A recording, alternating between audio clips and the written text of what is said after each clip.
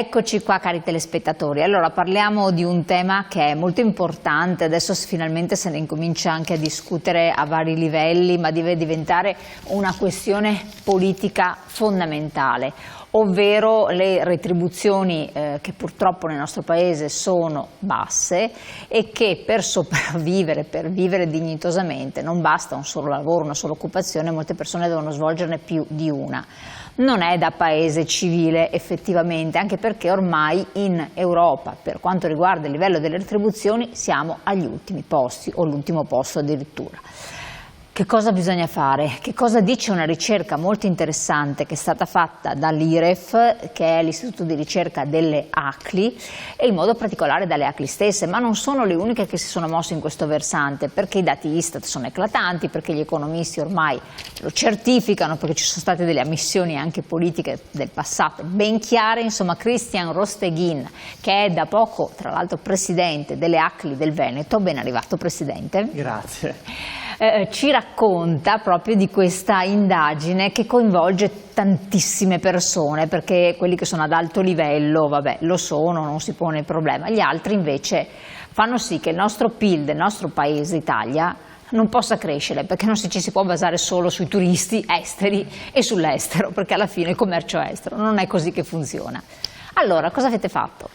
Allora, abbiamo voluto dare concretezza a un sentire comune che non è solo sentire della difficoltà di arrivare a fine mese. Non è una percezione, è una esatto. realtà. Abbiamo voluto indagarla con dei dati di fatto, con delle analisi incentrate su dei dati.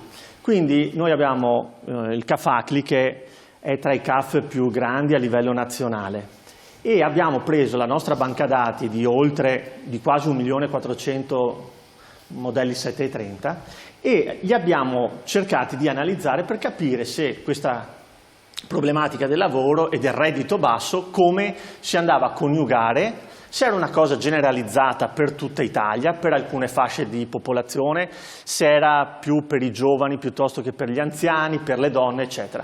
Quindi grazie a IREF, che è il nostro istituto di ricerca, cosa abbiamo fatto?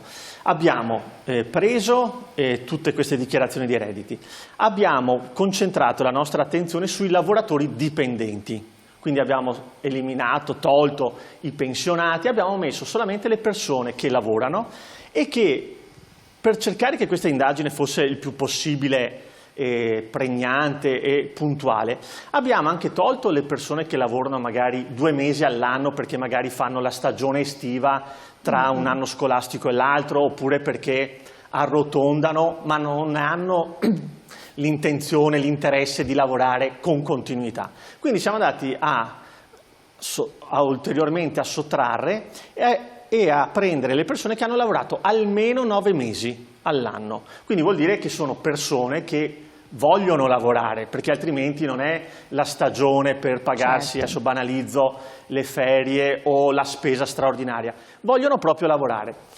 E purtroppo ci siamo resi conto che queste 800.000 persone sulla nostra banca dati complessiva, in molti casi, oltre l'8% di queste persone hanno un reddito che è inferiore alla soglia di povertà.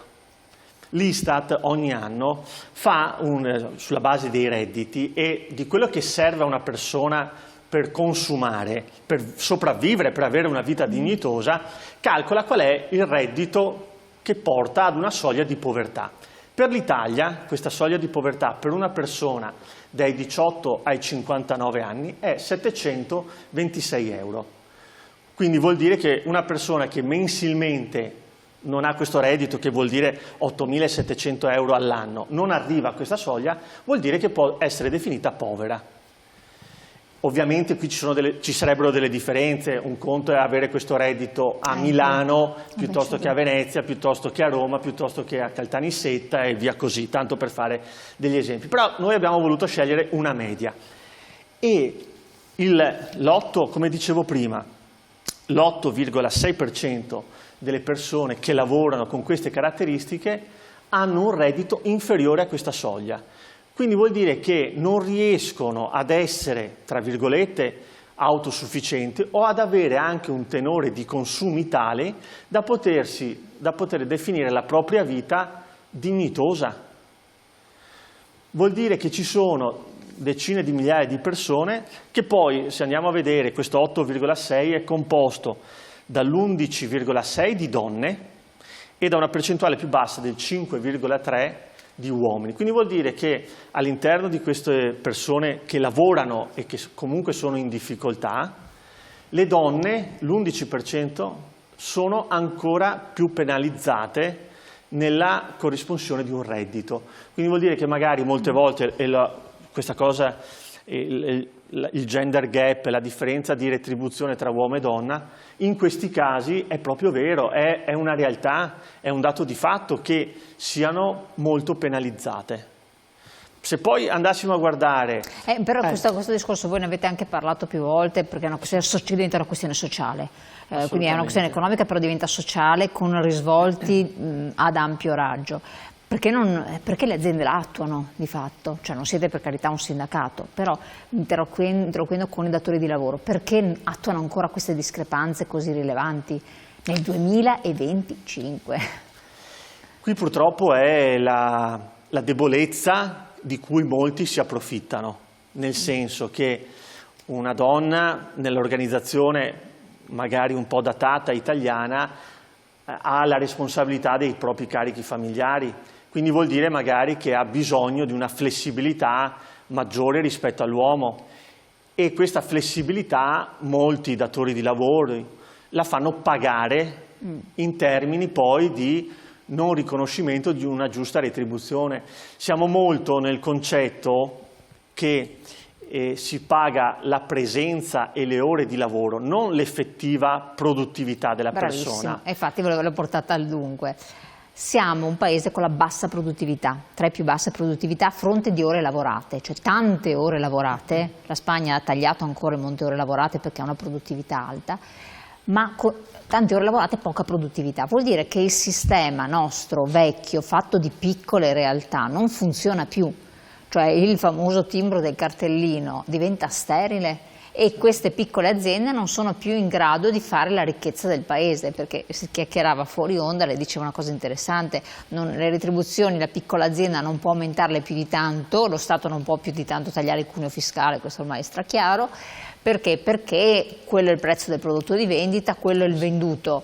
Sì, ho capito, però è un gatto che si morde la coda. Se tu non dai più potere di acquisto al tuo dipendente, il tuo dipendente non potrà acquistare i beni e servizi che tu produci e di conseguenza e le donne sarebbero delle buone spender, no? Assolutamente. Non faccio facili battute, no, ma sicuramente. Ma responsabili acquisti, insomma, significative. Certo. Ma ad esempio ci sono alcuni lavori in cui la presenza è indispensabile, cioè io non posso pensare che una commessa o un commesso faccia il proprio lavoro da casa, è ovvio questo, così come alcuni servizi resi al pubblico in modo diretto. Però poi invece ci sono tante attività che possono essere fatte, anzi forse gestite anche meglio da casa, perché ci sono meno distrazioni, perché non c'è il tempo viaggio che è un tempo che nelle nostre strade porta via molto tempo. Circa la produttività, a volte è sì colpa magari dell'imprenditore che non vuole fare l'investimento per adeguare l'attrezzatura, le strumentazioni, e ce ne sono, perché il problema è così vasto che non si può identificare un'unica soluzione e un unico problema. C'è anche una mancanza di produttività legata alle numerose incombenze amministrative e burocratiche che le aziende devono svolgere e che non portano a produrre, ma portano a compilare carte, per esempio.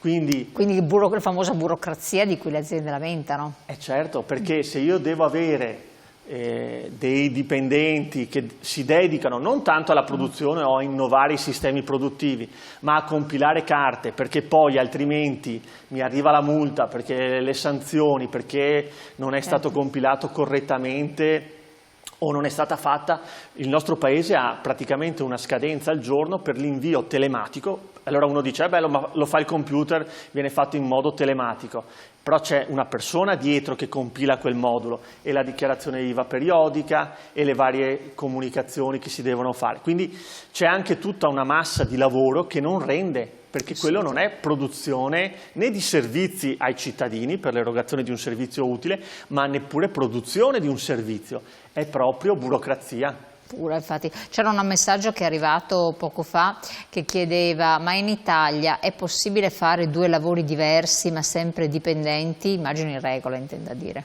Beh, sì, è possibile, occorre mantenere il limite delle ore settimanali, ma uno può avere tranquillamente un lavoro da 30, diciamo, e un altro lavoro piccolo part-time. È ovvio che non può avere 2 lavori codificati come lavoro dipendente. Stanno nascendo, e purtroppo anche questo è un problema, le famose collaborazioni, le co-co-co, i lavori a progetto oppure anche a partita IVA, dove però i giovani soprattutto lavorano per un unico committente a cui emettono un'unica fattura al mese. Quello è formalmente lavoro autonomo e quindi uno potrebbe avere anche un altro lavoro, ma sappiamo bene che sono lavori dipendenti, camuffati da lavoratori autonomi. Certo. Quindi gli escamotage ci sono, ma anche facendo le cose in regola è possibile avere 2 lavori, magari uno nel fine settimana e uno durante la settimana per cercare di procurarsi e aumentare il proprio reddito disponibile, che poi in molti casi non è per andare ad essere scialacquato, ma per mantenersi un affitto, perché poi chi non ha la fortuna magari di aver ereditato un appartamento, una casa o... è costretto appunto ad avere un mutuo oppure un affitto. Assolutamente. E questo e l'apriamo tutto un altro versante Certo. molto pesante.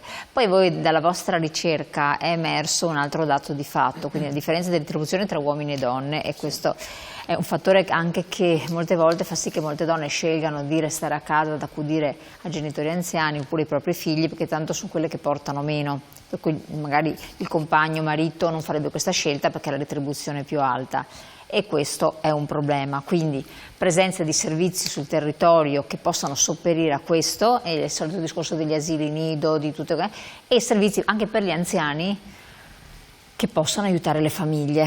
Ci sono anche queste dinamiche qui.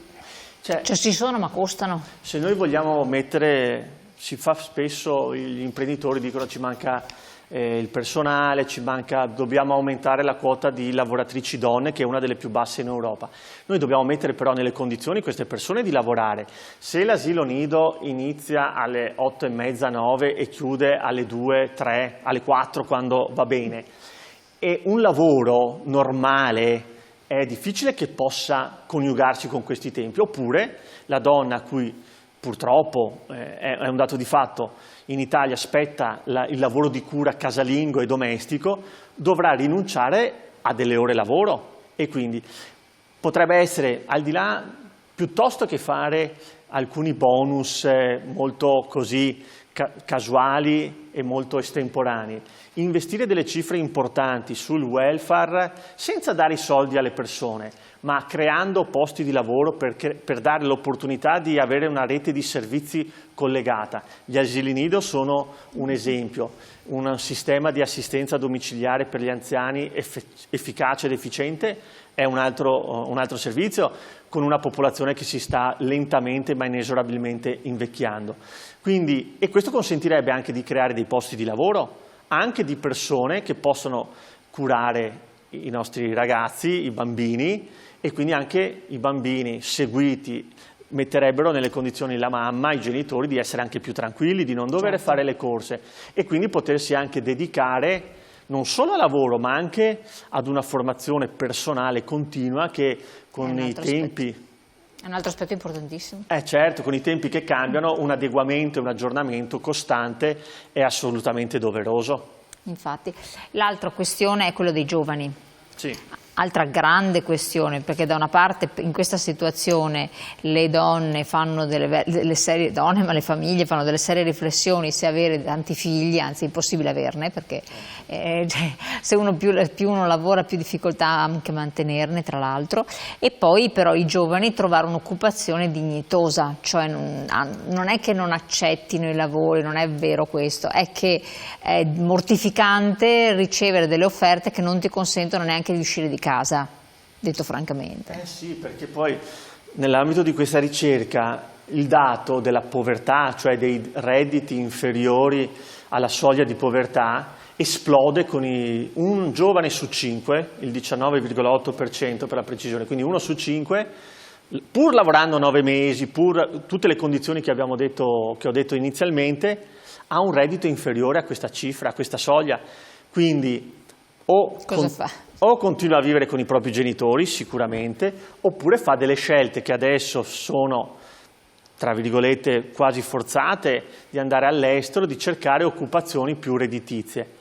Ma questo crea veramente tanti problemi al nostro sistema paese. Primo perché tendenzialmente va all'estero chi culturalmente e professionalmente può permetterselo, quindi le professionalità medio-alte. Contrariamente a una volta. Contrariamente a una volta che emigravano Esatto. con le valigie di cartone.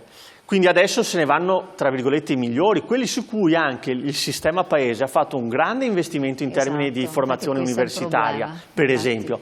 E quindi questo ha un doppio svantaggio: perdiamo gli elementi migliori e il nostro sistema produttivo può contare solamente, tra virgolette, su fasce scolarizzate piuttosto che di formazione un gradino inferiore, senza togliere nulla a chi rimane. Esatto. Se si vogliamo fare dei processi innovativi tecnologicamente parlando e non vivere solamente di ristorazione, con tutto rispetto, o di turismo, che poi succede il Covid, i redditi nel 2020, la soglia di povertà ha visto un grandissimo numero di persone ricaderci dentro, perché è ovvio che se hai una monocultura turistica o poco altro, quando questa viene a mancare siamo in grosse difficoltà. Presidente, io la interrompo un attimo perché abbiamo la pubblicità, quindi qualche secondo di interruzione, poi torniamo su questo tema. Guardate che è una ricerca con dati testuali, quindi non è una cosa campata in aria neanche sul percepito, ma proprio reale, fa parte di diverse ricerche, però questa delle ACLI che si occupa appunto dei lavoratori, delle famiglie, anche dell'aspetto sociale umano, è significativa. Speriamo che abbia anche un'incidenza, dopo lo chiederemo anche al nostro ospite, di carattere politico in qualche modo. Ne riparliamo insieme, quindi va seguita in modo approfondito tra poco.